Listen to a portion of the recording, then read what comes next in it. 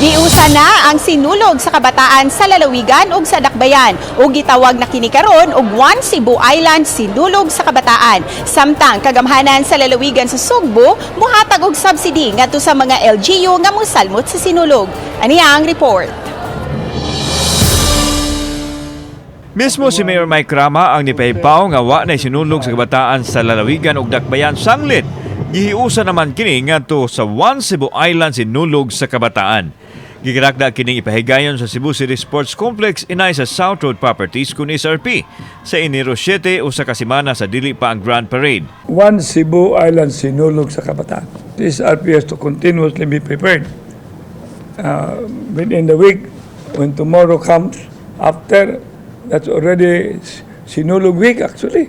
Gipahibaw ni Juju Labella ang Executive Director sa Sinulog Foundation nga adunay hangtod sa Enero 2 nga makaparehistro ang mga mosalmot sa sinulog.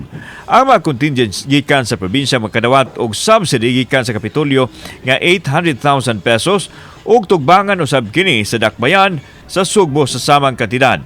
Samtang gibutyag ni Labella nga mo kantidad sa 20 milyones pesos ang ihatag nga financial assistance sa provincial government ngadto sa Sinulog Foundation Incorporated. 12 milyones alang sa Sinulog 2023 samtang lakip usab nga hataganan sa Lalawigan sa nanglabay katuigan nga moabot sa 8 milyones pesos nga mao'y iuna paghatag sa Kapitolyo sigon ni Labella. Gihangop ni Mayor Mike Rama ang ayuda gikan sa Lalawigan Sugbo o gihimugatan nini ang panaghiusa sa isla sa Sugbo. One Cebu Island sinulog cannot be just Mike Rama.